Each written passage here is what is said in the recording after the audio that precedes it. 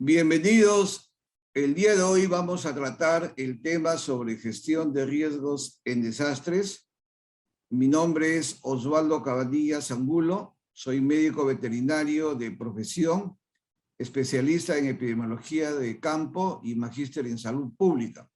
Actualmente estoy laborando en el Centro Nacional de Epidemiología, Prevención y Control de Enfermedades del Ministerio de Salud, el CDC, como parte del equipo de respuesta a brotes y eventos de importancia en salud pública.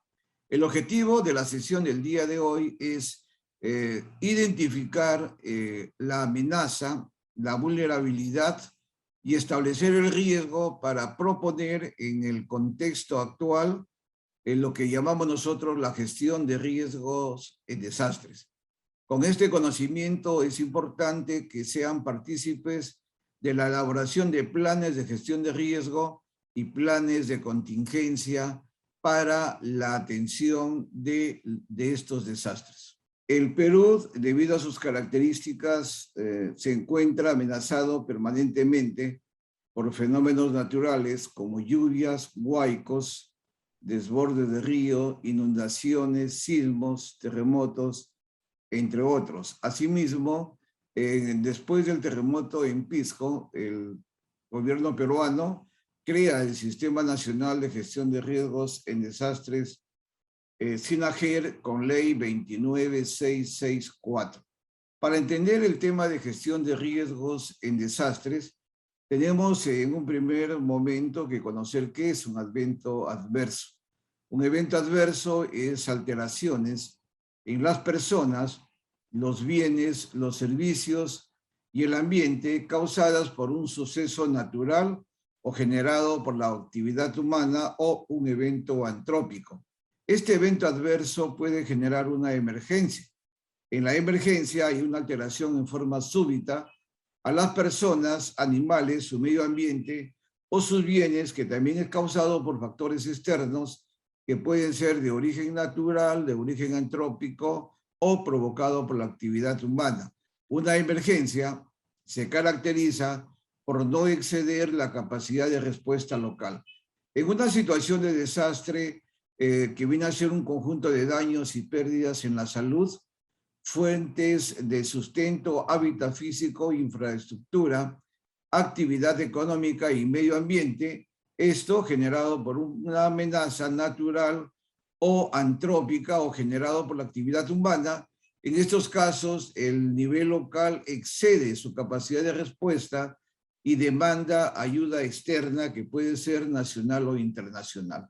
Hay tipos de desastres y los más frecuentes en nuestro país están dados por los terremotos, las inundaciones y en algunos casos erupciones volcánicas.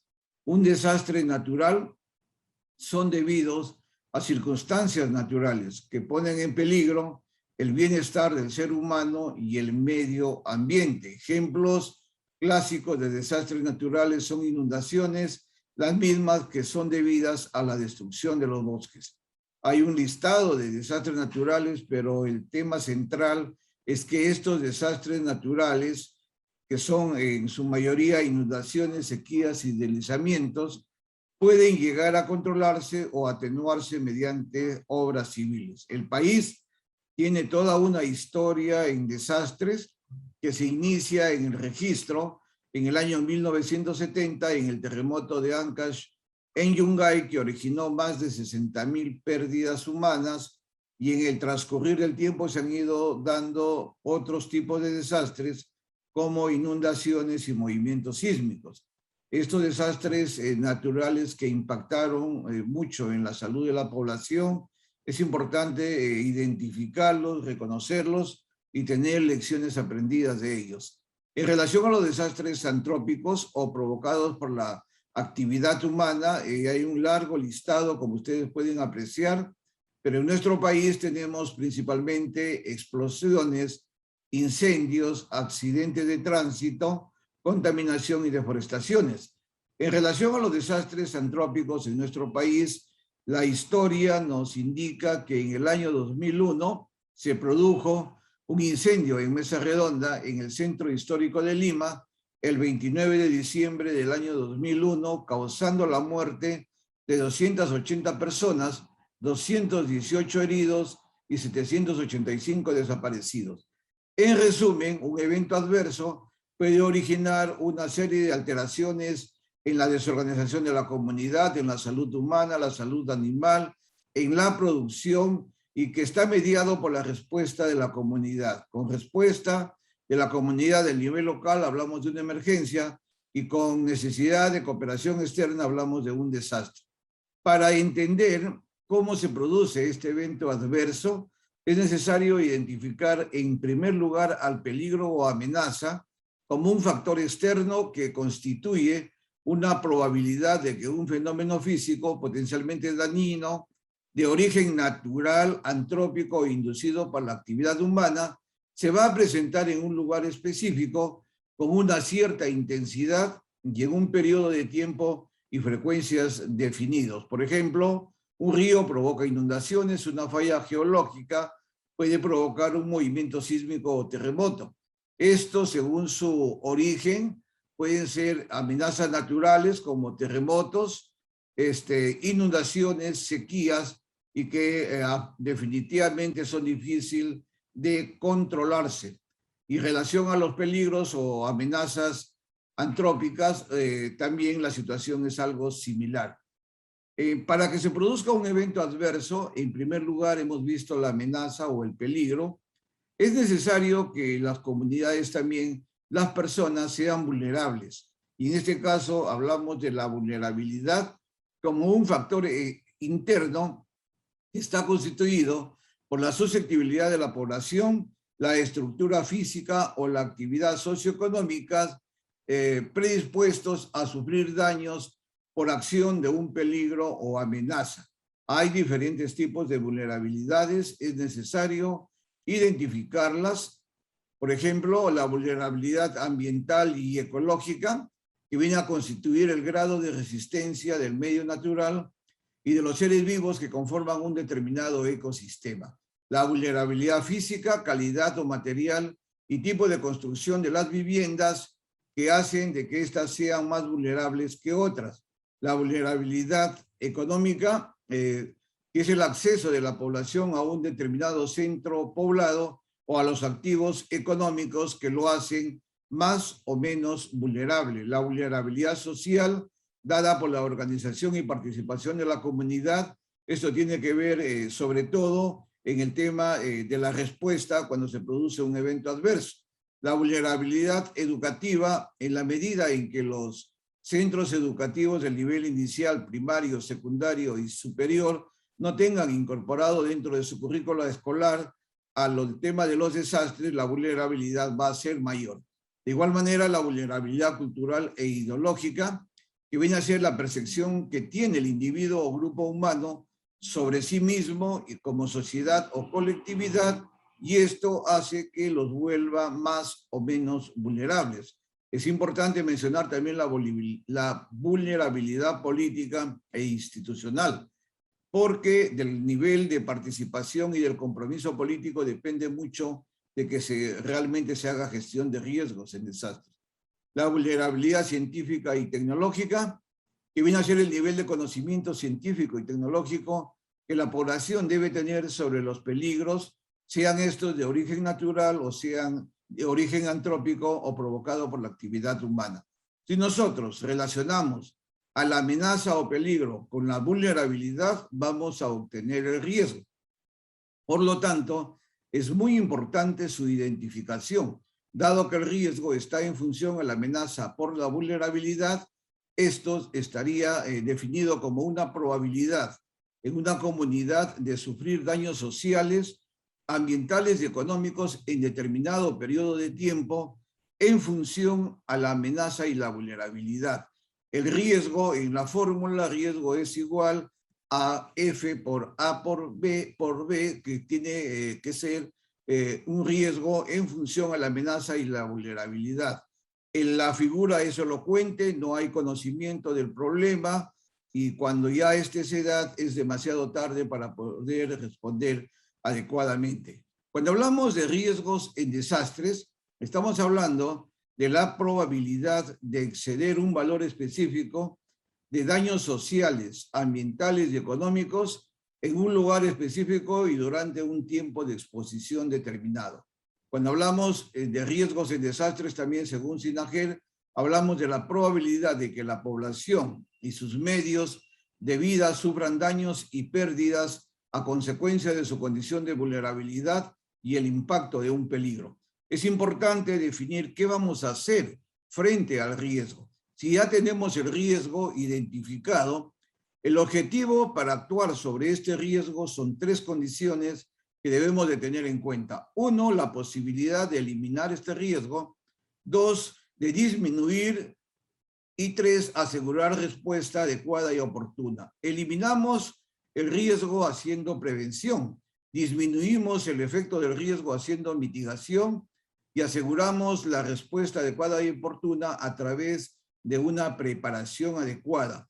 ¿Qué instrumento debemos de utilizar a fin de poder esto plasmarlos en documentos teóricos y prácticos? Por ejemplo, para eliminar o disminuir el riesgo necesitamos un plan de intervención de riesgos. Para asegurar una respuesta adecuada y oportuna es necesario contar con un plan elaborado e implementado orientado a un plan de respuesta. Entonces, tenemos identificado el peligro amenaza como factor externo, la vulnerabilidad como factor interno y la relación que hay entre amenaza y vulnerabilidad. Eso implica un riesgo y ahora veamos cómo vamos a gestionar ese riesgo identificado. El concepto de gestión de riesgos de desastre que viene a estar dado por un proceso social cuyo fin último es la prevención, la reducción y el control permanente de los factores de riesgos de desastres en la sociedad, así como también viene a estar constituido por la adecuada preparación y respuesta a situaciones de desastre, considerando las políticas nacionales con especial énfasis en aquellos relacionados a materia económica, ambiental, de seguridad, defensa nacional y territorial de manera sostenible. Ante la gestión de riesgos y ante la definición de los componentes, es necesario que estos estén interrelacionados, identificando, primer momento, el componente del sistema social, una eficiente planificación, organización, dirección y control dirigido al análisis y la reducción de riesgo, una buena gestión del riesgo identificado que permite minimizar los potenciales daños y finalmente la acción integral para el abordaje de la situación del desastre. Hacer mención que esta gestión de riesgos está constituido por áreas y componentes, por ejemplo, 4 áreas importantes: el análisis de riesgo, la reducción de riesgo, el manejo de eventos adversos y la recuperación. Para cada una de estas áreas vamos a identificar cuáles son los componentes. Por ejemplo, para hacer un análisis de riesgo, yo tengo que disponer de un estudio de amenazas y vulnerabilidades. Para actuar sobre la reducción de riesgo, tengo que hacer prevención y mitigación y el manejo del evento adverso cuando este ya se produce, que puede ser una emergencia o un desastre. Tengo que disponer de una preparación, alerta y respuesta. Y finalmente, ya para responder cuando se dio el evento en el post-desastre o post-emergencia, vamos a hacer en el corto plazo rehabilitación y en el largo plazo reconstrucción.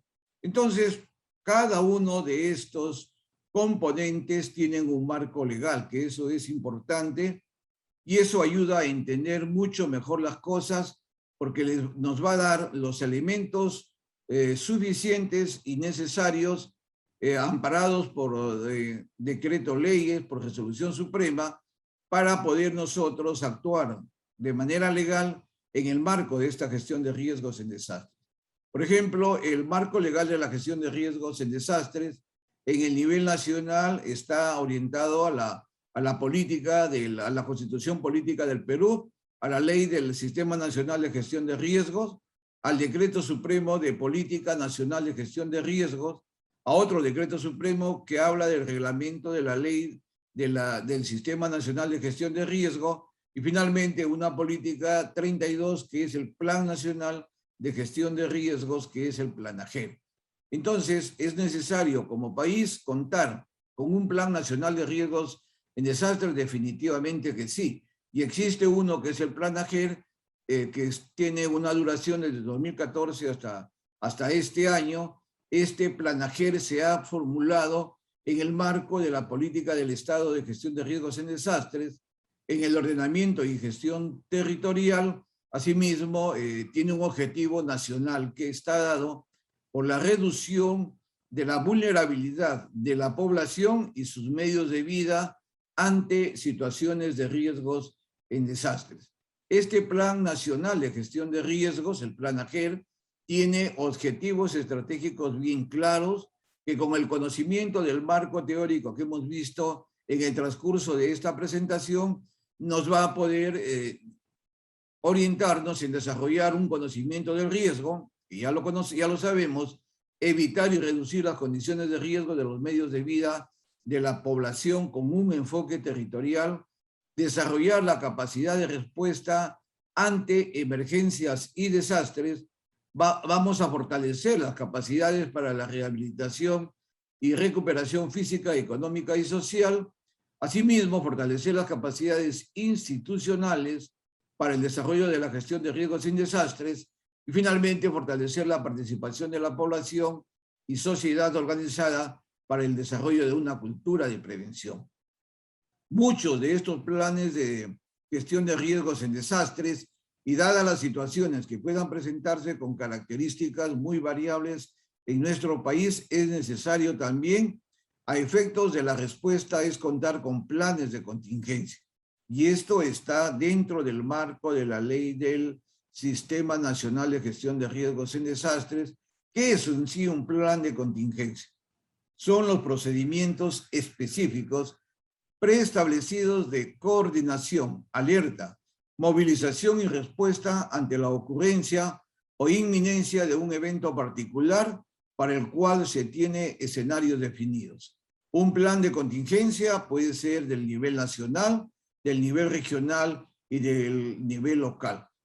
Cada uno de estos planes de contingencias tiene un contenido referencial que es muy importante, tiene un orden, tiene componentes que son un título, a qué se refiere el plan, una información general, que es la parte de la introducción, la base legal, la estimación del riesgo. Miren, cómo estimar el riesgo, haciéndolo bajo 3 puntos de vista: identificación y caracterización de la amenaza o peligro, la identificación y análisis de vulnerabilidad de elementos expuestos y la estimación del riesgo. Todo esto se ha tocado en la presentación que se ha hecho el día de hoy, y es muy importante repasarlo y poder finalmente aterrizarlos en estos contextos.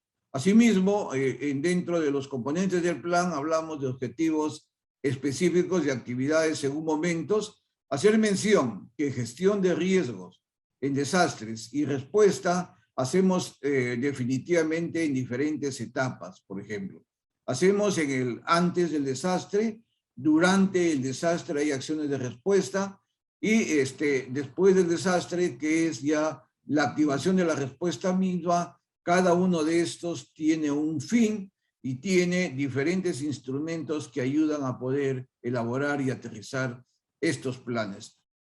Muchas gracias por su atención. Los invito a continuar con los demás contenidos que se ha seleccionado para ustedes.